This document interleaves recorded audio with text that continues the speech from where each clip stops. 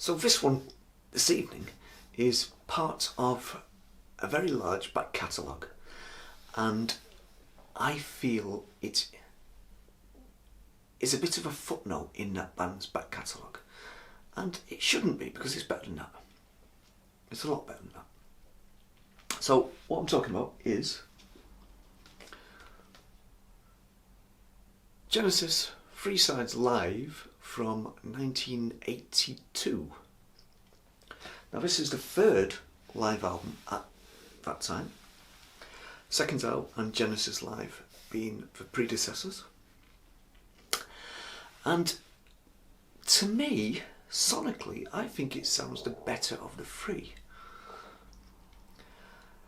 Mainly the music on here is recorded between 1976 and 1981.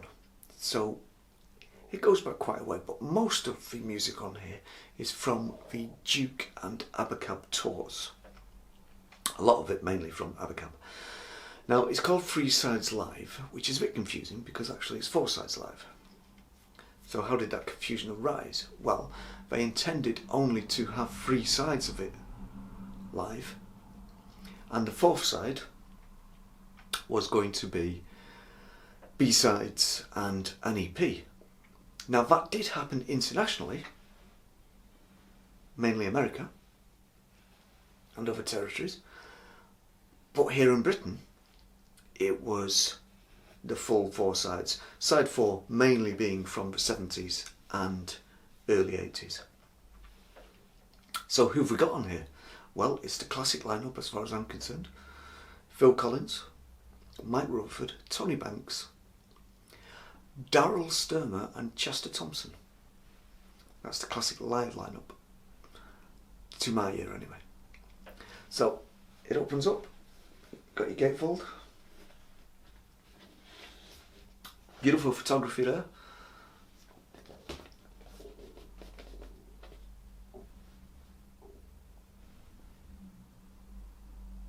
I think that is reflective of Genesis Live at the time.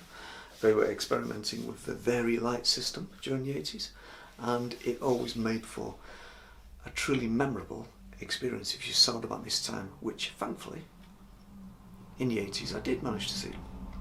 Now I remember the very first time I heard this, it was actually a friend of mine who taped it for me back in the day when tape was a thing.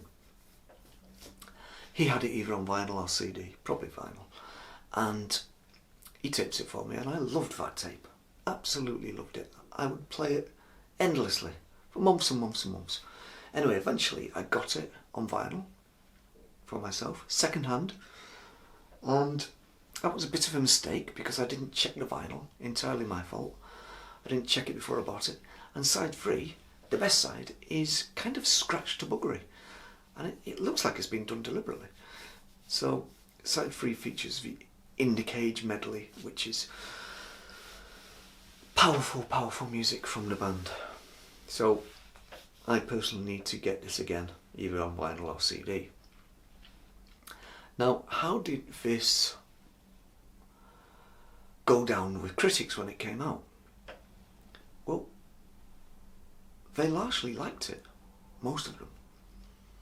Most of them actually liked it. And the reason they liked it is for its more concise compositions. So apart from the big long medley on side three, apart from that, most of it is more concise numbers, and that's what they liked it for. They felt that Seconds Out, for instance, from 1977 was a little bit overblown and pompous, which to me is nonsense, but you know, I'm a Genesis fan, I'm going to say that. I prefer the production on this. I think it sounds sonically better, as I said before, 2 Seconds Out, which to me sounds a little muddy, sounds a little murky in places, and puts me off listening to it sometimes because of that sonic quality to it, or lack of sonic quality. So how did this go down on the charts when it came out in Britain and elsewhere? Let's have a look. the UK put this to number 2, which is really good. I mean, I can't imagine anybody releasing a live album now in this country and it going to number 2, even if they were a British band. As far as the States, they put it to number 10, so not bad at all. Not bad. There was also a movie, which I've seen, and I'm sure many of you have, that accompanies this, Free Size Live, the movie, and that's really good. You get to see it fairly regular on Sky Arts over here, and it's a great watch. It really is. The band at the peak of their powers, as far as I'm concerned, Genesis were all about the 80s shows. I know that's sacrilege, but to me, Genesis were all about what they were like on stage in the 80s. That was the best Genesis to my ear. And this is a great representation of the band at that time. And it should not become a footnote in the band's history, because it's better than that. I haven't heard the live albums that come after this, because I know there's plenty. But to me, this is Genesis at their absolute best. So have you heard Free Size Live? Isn't it a good effort? It really is a good effort. It's a good, solid live album. So that is Genesis, Free Size Live from 1982.